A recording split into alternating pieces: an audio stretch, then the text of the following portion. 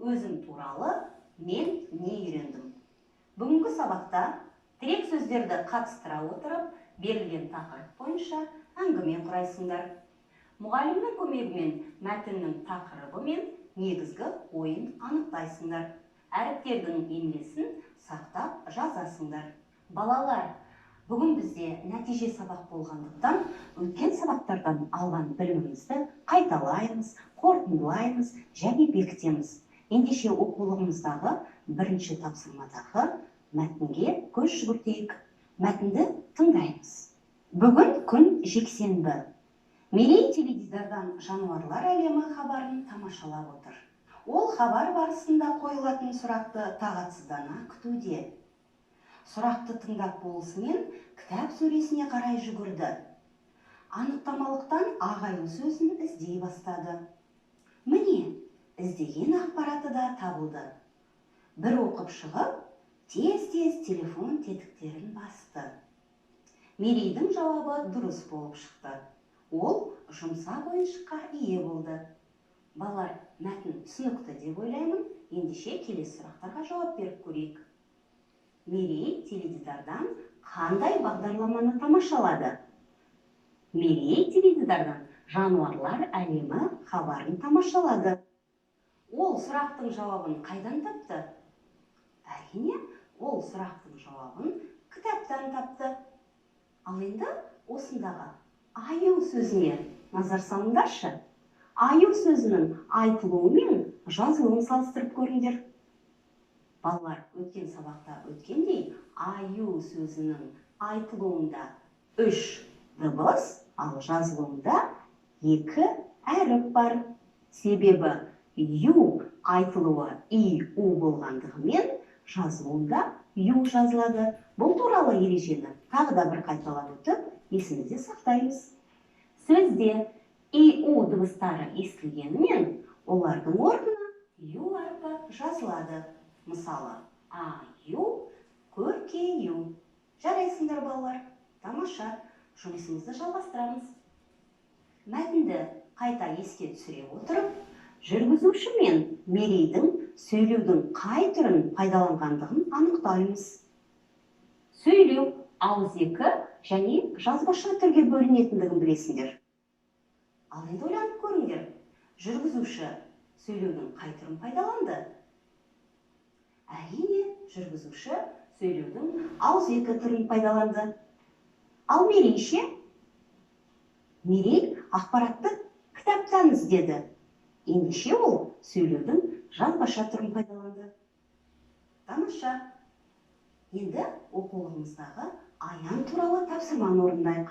Суреттерге қарай отыра, аян туралы сөйлемді аяқтау керек.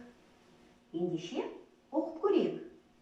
Аян өзі туралы қай сөзді қою керек екенін ойланыңдар балалар. Және де суреттерге сәйкес етіп, керекті сөзді таңдап алыңдар. Ойланайық. Кәне балалар, ендеше жұмысымызды тексеріп көрейік. Аян өзі туралы айтты. Ол досының сөзін мұқият тыңдады. Аян мәтінді түсініп оқыды. Ол сөздерді теріп жазды. Балалар, сендердің жазған сөйлемдерің сәйкес келді ме? Жақсы. Әрине, сәйкес келді деп ойлаймын.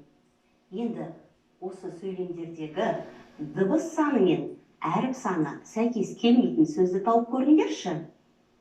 Ол қай сөз екен? Әрине, аян сөзі. Бұл сөзде 4 дыбыс, 3 әріп бар екен. Жарайсыңдар балалар. Сонымен қатар, екінші сөйлемдегі мұқият сөзінде дыбыс саны мен әріп санының сәйкес келмейтіндігін байқаған боларсыңдар. Балалар, сендер ертегі тыңдағанды ұнатасыңдар ғой.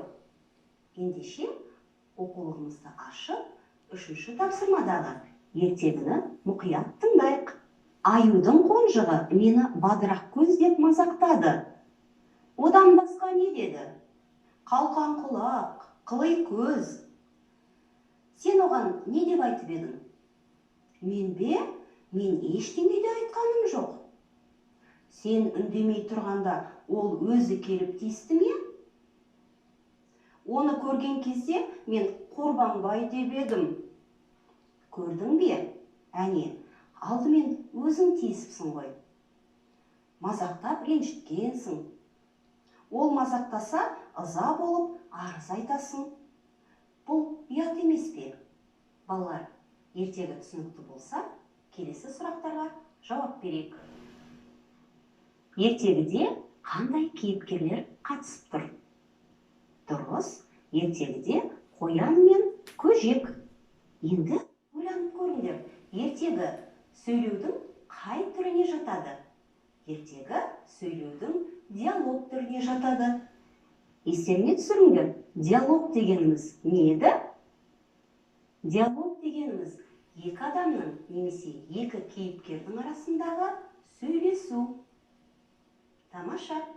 Ал енді осы ертегінің мазмұнына қарай отыра, ертегіге ат қойып көріңдер. Өз-өзіңді тексеріп көр. Ертегінің атауы арыз қой, көжек.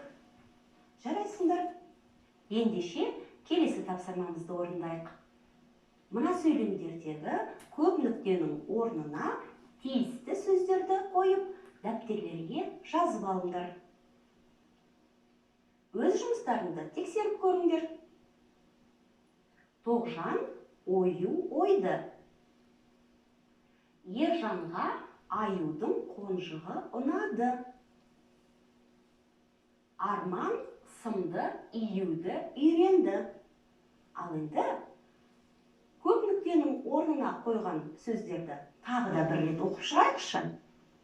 Июді, ою, аюдың. Сонымен сабағымызды қорытындылаймыз.